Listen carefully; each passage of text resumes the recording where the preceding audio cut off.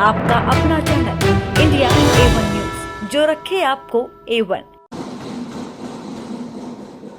अध्यक्ष महोदय, आज हम लोग चर्चा कर रहे हैं केंद्र सरकार द्वारा पारित उस ऑर्डिनेंस और उसके बाद एक बिल जो उन्होंने अभी संसद में पारित किया, जिससे उन्होंने दिल्ली के लोगों के जनतांत्रिक अधिकारों को पूरी तरह से कुचल दिया। इस ऑर्डिनेंस और इस बिल को समझने के लिए हमें थोड़ा सा पीछे जाना पड़ेगा कि ये ऑर्डिनेंस क्यों आया, ये बिल क्यों आया।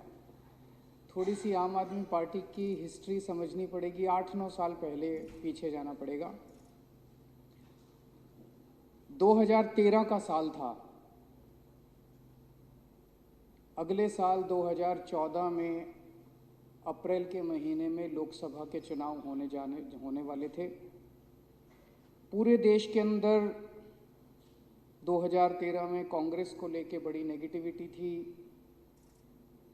चारों तरफ ऐसे लग रहा था जैसे मोदी लहर चल रही है, मोदी लहर चल रही है। चारों तरफ देश के अंदर मोदी जी के बारे में चर्चा थी। अचानक 4 दिसंबर 2013 को दिल्ली विधानसभा के चुनाव हुए। 8 दिसंबर को नतीजे आए और 8 दिसंबर को कुछ अद्भुत हो गया कि एक नई पार्टी, जिसके पास ना आदमी, 4 आदमी नहीं थे, 4 रुपए नहीं थे, कोई चुनाव लड़ने वाला नहीं था। सारे मीडिया ने, मेरे को याद है चुनाव के 48 घंटे पहले भी इन मीडिया वालों ने हमारा एक स्टिंग जारी किया था। और एक नई पार्टी की 28 सीट आ गई और उनकी सरकार बन गई। और 28 दिसंबर को उस सरकार ने शपथ ली और सरकार ने काम करना चालू कर दिया। तो जो पूरे देश में मोदी लहर चल रही थी, अब चर्चा चारों तरफ हो गई पूरे देश में आम आदमी पार्टी की। आम आदमी पार्टी कहाँ से आ गई? सारे देश में आम आदमी पार्टी की चर्चा। मेरे को याद है जनवरी के फर्स्ट वीक में टाइम्स ऑफ इंडिया के फ्रंट पेज के ऊपर हेडलाइन थी कि उन्होंने सर्वे कराया और आम आदमी पार्टी की 150 सीट आने वाली हैं। मतलब माहौल ये था, चारों तरफ लोगों को लग रहा था कि पता नहीं क्या करिश्मा होने वाला। आप सोच सकते हो मोदी जी के दिल पे उस टाइम क्या गुजर रही होगी। आदमी बेचारा प्रधानमंत्री बनने जा रहा है और एक अचानक पता नहीं एक छोटे से राज्य, आधे राज्य के अंदर एक नई पार्टी आई और उसने हंगामा शुरू कर दिया। हमारी सरकार 49 दिन ही चली, लेकिन उस 49 दिन को लोग आज भी याद करते हैं।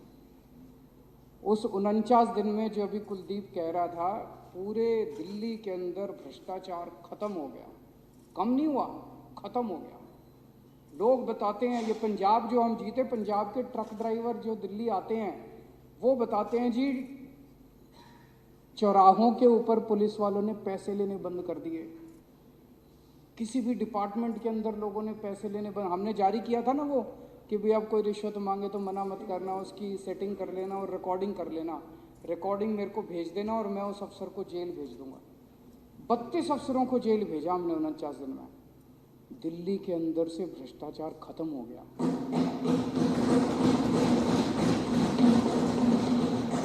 लोगों ने कभी ऐसी सरकार देखी नहीं थी और उसकी चर्चा पूरे देश में।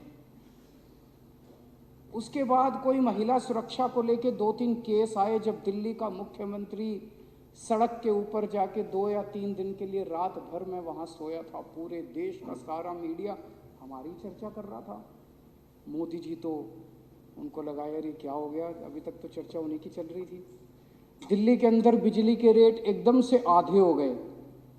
दिल्ली के अंदर पानी मुफ्त हो गया।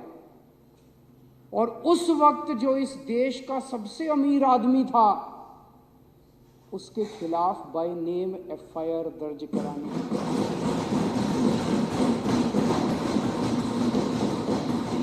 जिस आदमी का नाम लेने से ये सारी पार्टियां कांपती हैं, नाम लेने से, उसके खिलाफ FIR दर्ज कराई थी, मैंने नोटिंग करी थी। 49 दिन की सरकार थी। हमने इस्तीफा दिया, जो भी कारण रहे, हमने इस्तीफा दे दिया। और उसके बाद इनको चैन की सांस पड़ी। अप्रैल का महीना आया, ये चुनाव लड़े और उसके बाद इनको पूरी, ये लोग जीत गए भारी बहुमत से। मोदी जी की जीत हुई और सारी तरफ हुआ मोदी इरा, मोदी एज, मोदी युग आ गया। इनको पूरी उम्मीद थी कि आम आदमी पार्टी अब खत्म हो गई है। मेरे को याद है एक अमित शाह का इंटरव्यू आजकल काफ़ी चलता है, उसमें उनसे पूछा गया कि क्या आप केजरीवाल जी के साथ डिबेट करेंगे, तो उन्होंने कहा अगर 16 मई के बाद, 16 मई को नतीजे आए थे लोकसभा के, 16 मई के बाद अगर केजरीवाल जी राजनीति में कायम रहे, जिंदा रहे राजनीति में, तो मैं ज़रूर उनके साथ डिबेट करूंगा। उनको लगा कि अब आम आदमी पार्टी भी खत्म और केजरीवाल भी खत्म। पूरे देश के अंदर मोदी लहर थी, आंधी थी, तूफान था, भूचाल था मोदी जी का। मोदी जी महाराष्ट्र में चुनाव हुए, उसके बाद लोकसभा के बाद मोदी जी महाराष्ट्र जीत गए। हरियाणा में चुनाव हुए, मोदी जी हरियाणा जीत गए। झारखंड में चुनाव हुए, मोदी जी झारखंड जीत गए। फिर नंबर दिल्ली का आया। फरवरी 2015 में दिल्ली के चुनाव हुए और दिल्ली में 70 में से 67 सीट आम आदमी पार्टी।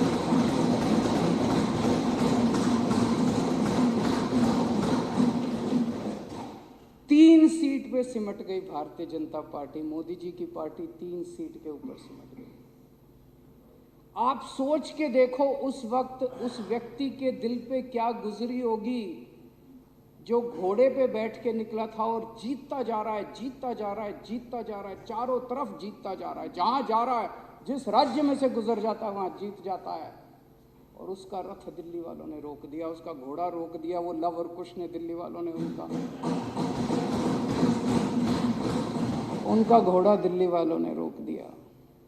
उस दिन मोदी जी ने कसम खाई थी, इस आम आदमी पार्टी को मैं खत्म करूंगा और इनकी सरकार को खत्म करूंगा। पर भगवान तो भगवान है, भगवान ने कुछ और ही सोच रखी थी। एक तरफ मोदी जी का पूरा तंत्र लग गया आम आदमी पार्टी को खत्म करने के लिए, आम आदमी पार्टी को तहस नहस करने के लिए पूरा तंत्र लग गया। और ऊपर वाले का करिश्मा देखो, ऊपर वाले ने 9 साल के अंदर आम आदमी पार्टी को इस देश की तीसरी सबसे बड़ी पार्टी बनाई। 3rd लार्जेस्ट पार्टी, बीजेपी और कांग्रेस के बाद 3rd लार्जेस्ट पार्टी बना दिया। ऊपर वाले ने करिश्मा कर दिया। मोदी जी का पूरा तंत्र लग गया। उन्होंने पूरी कोशिश की खत्म करो इनकी पार्टी। उसके ऊपर भी मैं आऊंगा अभी एक एक करके। तो हमारी सरकार बनी 14 फरवरी 2015 को। 23 मई, फरवरी, मार्च, अप्रैल, मई, 3 महीने के अंदर प्रधानमंत्री जी ने एक आदेश पारित किया। MHA ने, केंद्र सरकार ने एक आदेश पारित किया कि अब दिल्ली सरकार का एंटी करप्शन ब्रांच और सर्विसेज के ऊपर कोई अधिकार नहीं रहेगा। केंद्र सरकार कैसे कर सकती है यार? संविधान में लिखा है ये हमारा है। कल को कह देंगे उड़ीसा सरकार का बिजली के ऊपर कोई अधिकार नहीं रहेगा। अरे बिजली स्टेट गवर्नमेंट का सब्जेक्ट है यार। कल को कह देंगे महाराष्ट्र का एजुकेशन के ऊपर कोई अधिकार नहीं रहेगा, एजुकेशन स्टेट सब्जेक्ट है यार। कल को कह देंगे तमिलनाडु का व्यापार के ऊपर कोई शब्द नहीं रहे। तो बिल्कुल असंवैधानिक ऑर्डर, अनकॉन्स्टिट्यूशनल ऑर्डर पास कर दिया कि दिल्ली की चुनी हुई सरकार का एंटी करप्शन ब्रांच और सर्विस। एंटी करप्शन ब्रांच क्यों करा? क्योंकि जो 49 दिन की हमारी सरकार थी उसमें एंटी करप्शन ब्रांच को इस्तेमाल करके मैंने दिल्ली में भ्रष्टाचार रोका था। मोदी जी नहीं चाहते थे कि हम भ्रष्टाचार रोकें। और सर्विसेज क्यों उन्होंने किया? सर्विसेज इसलिए किया क्योंकि वो अफसरों को हथियार के रूप में, the bureaucracy of Delhi has been weaponised, उनको हथियार के रूप में इस्तेमाल करके और दिल्ली के लोगों को कुचलना चाहते थे, मारना चाहते थे। और वो किया। अभी सौरभ ने इतने सारे उदाहरण दिए। पिछले साल इन्होंने मोहल्ला क्लिनिक्स के अंदर दवाइयां बंद कर दी। बताओ, मोहल्ला क्लिनिक के अंदर आम लोगों की दवाइयां बंद कर दी इन्होंने। पिछले साल इन्होंने अफसरों को बुलाते हैं, उनकी गर्दन मरोड़ते हैं, किसी को सस्पेंड कर देते हैं, किसी को ट्रांसफर कर देते हैं, धमकियां देते हैं, लड़ते हैं। अफसर बुरी तरह से डरा रखे हैं इन्होंने सारे अफसर। जो अफसर अच्छा काम करे उसे उठा के इधर से उधर फेंको, जो भी सबसे निकम्मे, सबसे भ्रष्ट और सबसे गंदे अफसर हैं, उनको सबसे अच्छी अच्छी पोस्टिंग्स पे बिठा रखा है इन लोगों ने। मोहल्ला क्लिनिक की दवाइयां रोक दी, मोहल्ला क्लिनिक में लैब के टेस्ट रोक दिए इन लोगों ने, लेबोरेटरी के टेस्ट होते हैं वो टेस्ट रोक दिए इन लोगों ने। अस्पतालों के अंदर जैसे अभी इन्होंने बताया कि कितने सारे लोगों को नौकरी से निकाल दिया ताकि अस्पताल ठप हो जाएं। टीचर्स को हम फॉरेन ट्रेनिंग के लिए भेजते हैं, टीचर्स को फॉरेन ट्रेनिंग पे भेजना बंद कर दिया। दिल्ली जल बोर्ड की पेमेंट रोक दी। पूरे दिल्ली के अंदर जल बोर्ड की 1.5 साल से बेसिक रिपेयर होनी बंद हो गई है, पिछले 1.5 साल से। ओल्ड एज पेंशन रोक दी इन लोगों ने। मैं जब लोगों को बताता हूं ना बीजेपी ने ये सब किया, कहते हैं नहीं यार ऐसा तो नहीं कर सकते। मैं कहता हूं जो पार्टी चुनाव जीतने के लिए दंगे करा सकती है और लाखों लोगों को मार सकती है, कत्लेआम कर सकती है, वो दवाइयां रोकना तो उनके लिए बाएं हाथ का खेल है। लेकिन ऊपर वाले के यहां देर अंधेर नहीं है। 8 साल की जद्दोजहद के बाद अंत में 11 मई 2023 को सुप्रीम कोर्ट का आदेश आया। सुप्रीम कोर्ट के 5 सबसे बड़े जजों ने बैठ के 3 हफ्ते तक सुनवाई करी इस केस की, और 3 हफ्ते तक सुनवाई करने के बाद 4 महीने तक उन्होंने सोचा समझा आपस में, और 4 महीने के बाद ऑर्डर दिया उन्होंने सुनवाई के।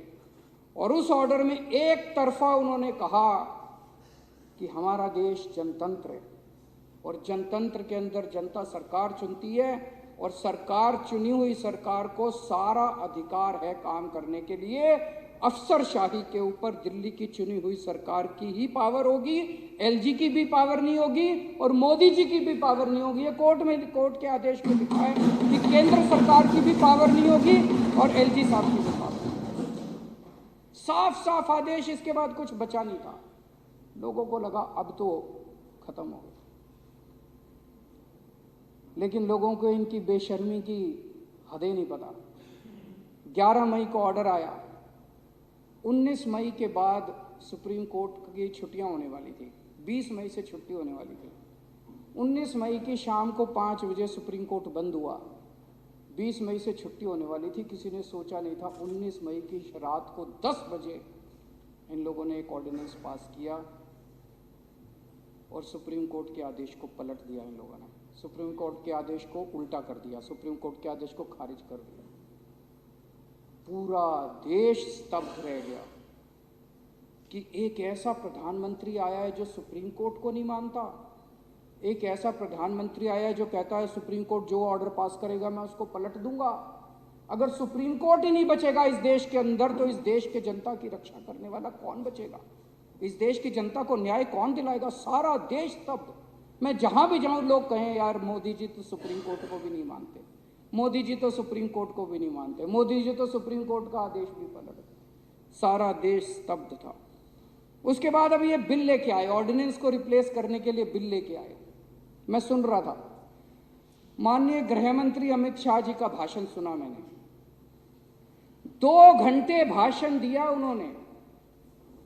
उस 2 घंटे में एक लाइन भी उन्होंने ये नहीं बताई कि इस बिल को लाने से इस देश की जनता का क्या फायदा होगा, दिल्ली की जनता का क्या फायदा। बार बार बस एक ही लाइन बोल रहे थे, हमारे पास पावर है, संविधान ने हमें पावर दी है ये कानून लाने की, हमारे पास पावर है, सुप्रीम कोर्ट ने हमें पावर। अरे पावर तो तुम्हारे पास सारी है, तो डुबोगे क्या इस देश को? लेके डूबोगे क्या इस देश को? मारोगे क्या लोगों को? तानाशाही करोगे क्या इस देश के ऊपर? कत्लेआम करोगे क्या लोगों का? पावर तो सारी है तुम्हारे पास। इसी लोगों ने पावर दी है, एक दिन छीन भी लेंगे तुम्हारी पावर। ये जो power power power power power का नशा तुम्हारे अंदर हो रहा है। बस एक ही लाइन बोल, पावर है हमारे पास, पावर है हमारे पास, पावर है हमारे पास। पावर किस लिए दी है तुमको? पावर इसलिए दी है कि जनता का भला करो, पावर इसलिए दी है कि जनता के लिए काम करो, पावर इसलिए दी है कि लोगों को रोजगार दिलाओ, पावर इसलिए दी है कि सड़क दो, बिजली दो, पानी दो, जनता के लिए काम करो। पावर इसलिए नहीं दी कि जनता के अधिकारों को कुचल दो तुम, पावर इसलिए नहीं दी कि संविधान को कुचल दो तुम। एक चीज सोचने वाली है, इन लोगों को ऑर्डिनेंस क्यों लाना पड़ा? इन लोगों को ऑर्डिनेंस इसलिए लाना पड़ा क्योंकि अब इन्होंने दिल्ली नहीं पूरे देश के अंदर कत्लेआम मचा रखा है। जहां नॉन बीजेपी की गवर्नमेंट है सबको दो तरीके इन्होंने अपनाए हैं, दो हथियार हैं इनके पास जिससे ये सरकारें गिरा रहे हैं। या तो पैसे देते हैं और या फिर ईडी सीबीआई छोड़ के उसको धमकी देते हैं, गिरफ्तार कर लेते हैं और फिर बेल तभी होती है जब वो अपनी पार्टी बदलता है, उसके बाद ही बेल होती है। इन्होंने दिल्ली में दोनों हथियार इस्तेमाल किए। अभी तक ये 9 राज्यों के अंदर प्रधानमंत्री जी अब एक ये नया घोड़ा लेके चले हैं। पहले भी एक घोड़ा लेके चले थे, अब जो रथ लेके चले हैं उस रथ में 3 घोड़े हैं, एक ईडी, एक सीबीआई और एक कैश।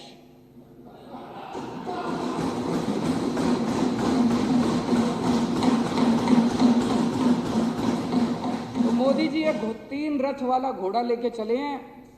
इस रथ से इन्होंने अरुणाचल प्रदेश जीत लिया, अरुणाचल प्रदेश की सरकार गिरा दी, मध्य प्रदेश की सरकार गिरा दी, कर्नाटक की सरकार गिरा दी, पुडुचेरी की सरकार गिरा दी, मणिपुर की सरकार गिरा दी, गोवा की सरकार गिरा दी, महाराष्ट्र की सरकार गिरा दी, उत्तराखंड की सरकार गिरा दी, मेघालय की सरकार गिरा दी। फिर इनका रथ दिल्ली पहुंचा। दिल्ली में उन्होंने, आप में से कई लोगों ने आके बताया कि कई लोगों के पास गए थे, बोले 25-25 करोड़ रुपए ले लो, है ना। दिल्ली वालों ने हीरे चुन के भेजे हैं जो एक आदमी ने बिका। 25-25 करोड़ में भी नहीं बिके, कोई नहीं बिके। फिर उन्होंने ईडी सीबीआई भेजी, सत्येंद्र जैन को गिरफ्तार कर लिया, मनीष सिसोदिया को गिरफ्तार कर लिया। अभी हम महाराष्ट्र के अंदर तो खेल देख ही रहे हैं, जो जो पार्टी छोड़ के उनकी पार्टी में जा रहे हैं सबकी बेल होती जा रही है, सबकी बेल होती जा रही है, ईडी की सबकी। आज अगर मनीष सिसोदिया और सत्येंद्र जैन अगर इनकी पार्टी में शामिल हो जाए, कल बेल हो जाएगी। कोई उन्होंने कुछ गलत काम थोड़ी कर रखा है, ये तो नौटंकी चल रही है। तो उनकी वो भी अब डटे हुए हैं कि तुम्हारी ईडी सीबीआई जो मर्जी कर लो, पूरी जिंदगी जेल में रख लो, लेकिन तुम्हारी पार्टी में नहीं आएंगे।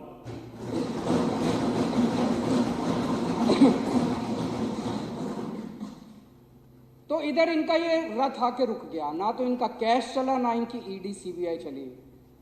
तो तब इनको ये ऑर्डिनेंस लाना पड़ा कि यार ये कुछ और घपला कुछ करो और इनकी सरकार को गिराओ, इनकी सरकार को काम करने से रोको। दिल्ली के लोग हमें बहुत प्यार करते हैं। 3 पहले हमें असेंबली के चुनाव जिताए, फिर उन्होंने एमसीडी का चुनाव जिताया। पिछली साल इन्होंने कितना गंद मचाया दिल्ली में, जो अभी मैं बता रहा था। पर जनता तो देख रही है, जनता कोई बेवकूफ़ थोड़ी है। इन्होंने इतना गंद मचाया, इन्होंने मोहल्ला क्लिनिक की पेमेंट रोक दी, जल बोर्ड की पेमेंट रोक दी, और ओल्ड एज पेंशन रोक दी, विधवा पेंशन रोक दी। फिर भी दिल्ली वालों ने इनको हरा दिया। दिल्ली वाले जानते थे यही हैं जो गुंडागर्दी कर रहे हैं, कसूरवार यही हैं। दिल्ली वाले हमें बहुत प्यार करते हैं, इसीलिए प्रधानमंत्री मोदी जी दिल्ली वालों से लड़ते हैं, डरते हैं। प्रधानमंत्री जी को यही खतरा है कि कहीं एक दिन ऐसा ना आ जाए कि जैसे दिल्ली वाले इनको प्यार करते हैं, कहीं पूरा देश इनको ना प्यार करने लग जाए। फिर तो दिल्ली हो गई, दिल्ली के बाद अब पंजाब वाले भी हमें बहुत प्यार करते हैं। लोग कहते हैं कि दिल्ली और पंजाब में तो 50 साल कम से कम इनकी सरकार कहीं नहीं जाती। तो उनको यही डर लगता है। 8 साल में 8 साल हो गए हमारी सरकार को, अब 7-8 साल। 8 साल में दिल्ली के लोगों ने इज्जत ही तो कमाई है। पहले दिल्ली को लेके पूरे देश में क्या चर्चा होती थी? कॉमनवेल्थ घोटाला, सीएनजी घोटाला। पूरे देश में जब भी कोई दिल्ली वाला जाता था, अच्छा तू दिल्ली से आया, वही सीएनजी घोटाला, कॉमनवेल्थ घोटाला, ये घोटाला, वो घोटाला, घोटाले से जाने जाते थे। अब दिल्ली वाला पूरे देश में कहीं भी जाता है, लोग पूछते हैं अच्छा तुम्हारे बिजली के बिल 0 आते हैं, अच्छा तुम्हारे स्कूल इतने अच्छे हो गए, अच्छा तुम्हारे मोहल्ला क्लिनिक कैसे हैं, अच्छा तुम्हारे यहाँ इलाज। लोग, दिल्ली के लोगों की पूरे देश में इज्जत बढ़ गई। लोगों के बाहर से रिश्तेदार आते हैं, मेरे को बताते हैं लोग, बाहर से रिश्तेदार आते हैं। कितने लोग सोशल मीडिया पे डालते हैं, आज मैं बाहर से आया, मैं टैक्सी में बैठा, मैंने टैक्सी ड्राइवर से पूछा, टैक्सी ड्राइवर खूब तारीफ कर रहा था स्कूलों की। आज मैं बाहर से आया, मैं ऑटो में बैठा, मैंने ऑटो ड्राइवर से पूछा, वो खूब तारीफ कर रहा था दिल्ली के अस्पतालों की। इतनी इज्जत दिल्ली के लोगों ने इज्जत ही तो कमाई है पिछले 8 साल के अंदर। इन्होंने हमारे इतने काम रोके, पूरी कोशिश कर ली। पिछले 8 साल से प्रधानमंत्री जी पर्सनली लगे हुए हैं हमारे सारे काम रोकने के लिए। उसके बावजूद भी हमने स्कूल ठीक कर दिए, मोहल्ला क्लिनिक बना दिए, अस्पताल अच्छे कर दिए, अस्पतालों के अंदर इलाज मुफ्त कर दिया, महिलाओं का किराया मुफ्त कर दिया, बिजली 24 घंटे कर दी, बिजली फ्री कर दी, पानी घर घर पहुंचा दिया, पानी फ्री कर दिया, तीर्थ यात्रा करा के ला रहे हैं बुजुर्गों को, कच्ची कॉलोनियों के अंदर इतना बड़ा सड़क बना रहे हैं, पानी की पाइपलाइन लगा रहे हैं, सीवर का नेटवर्क लगा रहे हैं। ओल्ड एज पेंशन आज सबसे ज़्यादा पूरे देश में दिल्ली के अंदर मिल रही है। सबसे कम महंगाई, ये मैं नहीं कह रहा, केंद्र सरकार का आंकड़ा कह रहा है, सबसे कम महंगाई आज दिल्ली के अंदर है, दिल्ली के लोगों के। और जगह जगह सड़कों का निर्माण इतने काम कर रहे हैं। मेरे को लगता है अगर सबसे ज़्यादा काम करने का कोई नोबेल प्राइज़ होता तो वो दिल्ली की जनता को, 2 करोड़ लोगों को मिलता। मुझे कई बार लगता है कि भगवान की कृपा है दिल्ली वालों के ऊपर कि इतनी सारी, इतनी शक्तिशाली शक्तियां हैं जो दिल्ली के कामों को रोकने की कोशिश कर रही हैं। लेकिन भगवान जब सारे दरवाजे बंद कर देता है तो एक खिड़की कहीं से खोलता है। हर जगह कभी ना कभी कोई खिड़की खुल जाती है और दिल्ली वालों के काम हो जाते हैं। हमारे पास क्या है? कुछ नहीं है। ये पिछले 2 साल से सारी सीबीआई ईडी लगी हुई, अगर 100 करोड़ रुपए खा गए ये लोग। अरे कहीं कोई एक पैसा तो मिले। 100 करोड़ है कहाँ? 100 करोड़ खा गए। हमारे पास अगर है तो हमारे पास आशीर्वाद है। आज दिल्ली के स्कूलों में 18 लाख गरीबों के बच्चे पढ़ते हैं, उनका भविष्य बना दिया। उनके माँ बाप शीश देते हैं हमको। आज दिल्ली के मोहल्ला क्लिनिक में, दिल्ली के अस्पतालों के अंदर करोड़ों लोग अपना फ्री में इलाज कराते हैं। जिसका भी फ्री में इलाज होता है, ऑपरेशन होता है, बीमारी ठीक हो जाती है, वो हमें आशीर्वाद देके जाता है। आज दिल्ली के घर घर के अंदर 0 बिजली का बिल आता है। जितने गरीब हैं वो तो हमें आशीर्वाद देते हैं कि नहीं देते हैं? कितने अभी तीर्थ यात्रा पे मैं एक ट्रेन को सी ऑफ करके गया था, इतना आशीर्वाद दे रहे थे बुजुर्ग जो तीर्थ यात्रा के लिए जा रहे थे। और जितने काम इन्होंने किया वो सारे पाप किए हैं और ऊपर वाला देख रहा है। इन्होंने लोगों के अस्पताल रोके, इन्होंने लोगों की दवाइयाँ रोकी, इन्होंने लोगों का पानी रोका। तो पाप अगर करोगे तो आपको उसका तो परिणाम भुगतना ही पड़ेगा और इसी जन्म में भुगतना पड़ेगा। किसी ने सही कहा है, ये जिंदगी भर यहीं बैठेंगे और अभी तो 8 हैं, देखना अगली बार 2 भी नहीं बचेंगे।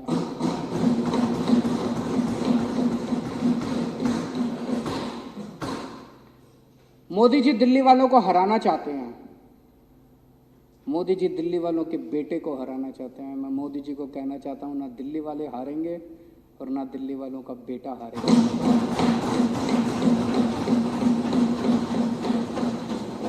डट के मुकाबला करेंगे। और मैं आज दिल्ली के लोगों को कहना चाहता हूं, आपका एक भी काम मैं रुकने नहीं दूंगा। स्पीड थोड़ी कम हो जाएगी, मुझे पूरा उम्मीद है सुप्रीम कोर्ट के ऑर्डर आएगा, सुप्रीम कोर्ट से हम जीत के आएंगे, दिल्ली के लोगों के हक में वापस दिलाऊंगा और उसके बाद 100 की बजाय 200 की 300 की स्पीड से काम होगा। लेकिन तब तक काम रुकेंगे नहीं आपके। विदेशों में जाके बड़ी बड़ी बातें करते हैं प्रधानमंत्री जी, जनतंत्र की बात करेंगे, लार्जेस्ट डेमोक्रेसी की बात, और यहाँ आके डेमोक्रेसी को कुचलने की और क्रश करने का। मैं ये सोच रहा था, डेमोक्रेसी के कई सिस्टम होते हैं। कोई कहता है वेस्टमिंस्टर मॉडल, कोई कहता है प्रेसिडेंशियल फॉर्म ऑफ डेमोक्रेसी, कोई कहता है पार्लियामेंट्री फॉर्म ऑफ, अलग अलग मॉडल हैं। ये जो बिल आए हैं इसमें 3 मेंबर कमेटी बनाई है जिसमें मुख्यमंत्री होगा और 2 अफसर उसके सर पे बैठे होंगे। ये कौन सा मॉडल है? भगवान ही जानता ये कहां से लाए हैं। आरएसएस वालों का सबसे खुराफाती दिमाग होता है। ये संघी मॉडल है। भगवान ही जानता ये ऐसा मॉडल वेस्टमिंस्टर मॉडल है कि लंदन का ये संघी मॉडल है, जो ये डेमोक्रेसी का एक अलग ही मॉडल ये निकाल के लेके आए हैं। चौथी पास मॉडल है ये। दिल्ली के लोगों को मैं एक ही बात कहना चाहता हूं, आपने मुझे कुर्सी दी है, मैं आपकी कभी भी पगड़ी उछलने नहीं दूंगा।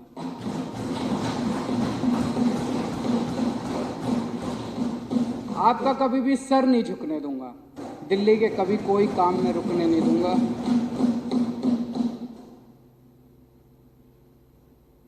मेरे पास अभी कुछ दिन पहले कोई आया था बीजेपी वाला, वो कह रहा था या तो तुम भी बीजेपी को सपोर्ट कर दो और नहीं तो या तो तुमको झुका देंगे और या तुमको तोड़ देंगे।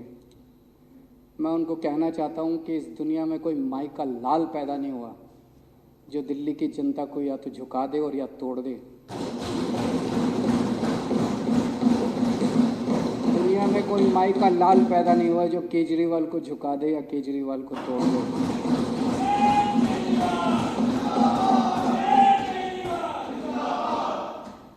अभी मैं लाल किले से भाषण दिया, प्रधानमंत्री जी ने, वो कह रहे थे कि अब हम 1000 साल आगे का एक वो नींव रख रहे हैं, कुछ अब या 1000 साल ऐसा कुछ कहा था उन्होंने, 1000 साल की नींव रख रहे हैं। तो 1000 साल का अगर मॉडल यही है कि देश का एक प्रधानमंत्री होगा, 32 गवर्नर होंगे और वो प्रधानमंत्री दिल्ली में बैठ के और उन 32 गवर्नर के जरिए पूरा देश चलाएगा, तो मैं प्रधानमंत्री जी को कहना चाहता हूं कि 1000 साल तो क्या 5 साल भी आपका ये मॉडल 140 करोड़ लोग मिलके इस मॉडल को चलने नहीं देंगे आपका। हमने आज़ादी केवल अंग्रेज़ों को भगाने के लिए नहीं पाई थी। इस देश के लोग सरकार चुनेंगे, आप उस अधिकार को छीन नहीं सकते, आप जनतंत्र को कुचल नहीं सकते। केंद्र में भी सरकार लोग बनाएंगे, राज्य में भी सरकार लोग बनाएंगे, पंचायत में भी सरकार लोग बनाएंगे और म्यूनिसिपैलिटी में भी सरकार लोग बनाएंगे। आप अगर सोचो कि आप प्रधानमंत्री बन के और गवर्नरों के जरिए और लेफ्टिनेंट गवर्नर के जरिए पूरा देश चलाओगे तो 140 करोड़ लोगों का सामना आपको करना पड़ेगा। 1000 साल तो क्या 5 साल भी आपका ये मॉडल नहीं चलने वाला। और मेरा दिल कहता है आने वाले लोकसभा चुनाव के अंदर 7 सीटें दिल्ली में बीजेपी हार रही है और ये वाला चुनाव दिल्ली को पूर्ण राज्य दिलाने के मुद्दे के ऊपर ये वाला चुनाव है।